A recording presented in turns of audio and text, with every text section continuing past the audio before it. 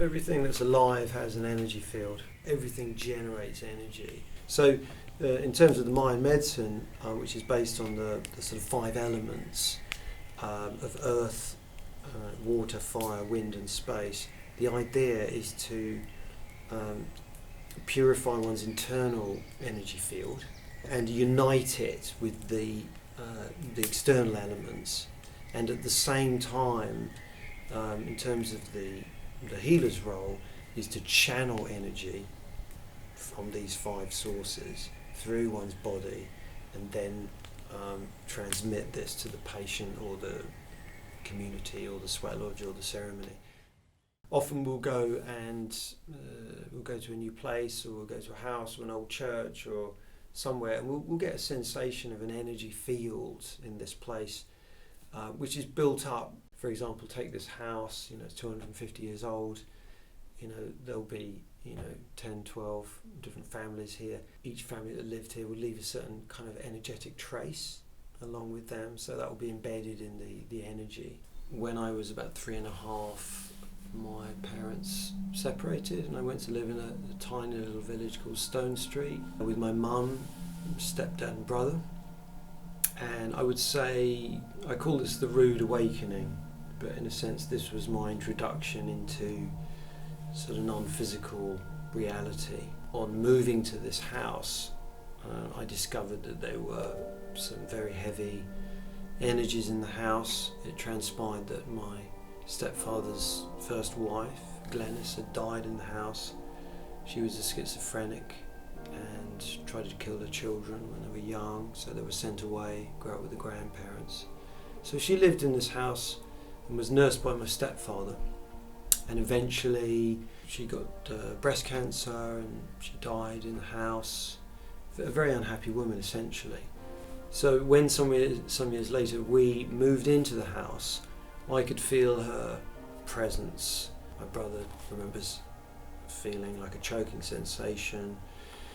My mum later developed breast cancer also in the house. And I would wake up often in the morning with little scars in my body, and often I'd feel very sick. I'd be up vomiting, I'd be in a lot of pain. The doctors were called, no one could really understand what was happening. The doctor said I was hallucinating, having nightmares, the usual stuff. But of course, no one really understood what was happening.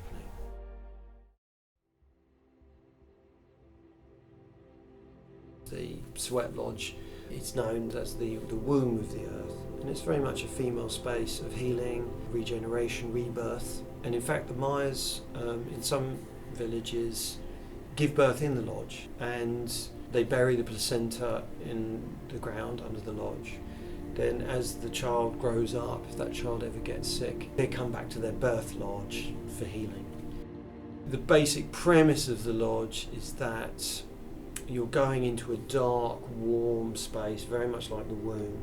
You are immediately relaxed, softened, and you start feeling more when you're in the lodge, because you're sitting on the ground with friends or you're with your family. So it's a very intimate space.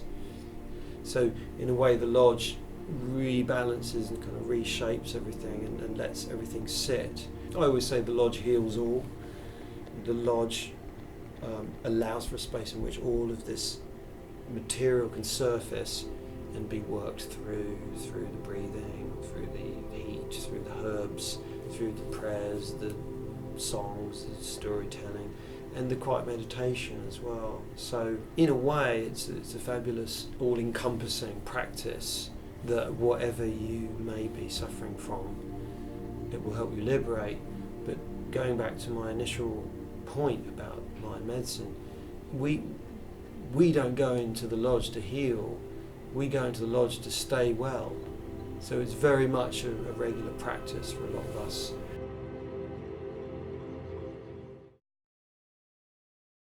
What's interesting with the Mayan culture is because they're very connected with the earth, they farm their corn, their maize, the beans. They make their houses out of mud. They cook on open fires. they have ceremonies running throughout the year. They're very connected with the natural world. The big difference between Maya medicine and Western medicine is that health and disease are looked at very, very differently in both cultures. So for the Mayas, the most important thing is your spirit. You know, are you alive? Are you? Do you feel that your energy is aligned with itself and that you are living your true destiny? So if you are, you're healthy.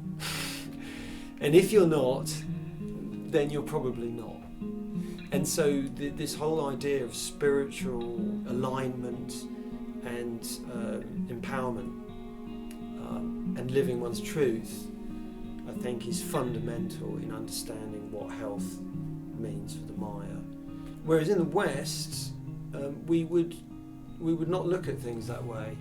We would look at the body and possibly the mind a little bit, and if you're lucky, the emotional state of being of a person, and we would say, okay, what's going wrong at a cellular level or a physiological or psychological level. Whereas the Mayas, it's not so complicated in a sense. You know, if you fall ill, it's because you lost your spirit and you lost your true purpose, and you've got to find it again. The role of the Mayan medicine as well, very much in the Chinese model, your shaman or your healer, it's his job or her job to keep you healthy throughout your life. And if you get sick, he or she has not done his job well. So people will come for regular cleansings, treatments, and then when issues arise or when there are problems, they're nipped in the bud, so to speak. So you're maintaining a great energy flow throughout your life. Whereas I think in the West, what we tend to do is, live quite unhealthy lifestyles, doing jobs maybe we don't enjoy, and kind of lose our spiritual energy somewhere, and then we get sick, and then we go and see the doctor. At which point, of course, it's too late, because at that point you may have developed something, very difficult to treat. Whereas in the Mayan world, you would never leave it that long. Back to my original point, are you living your destiny?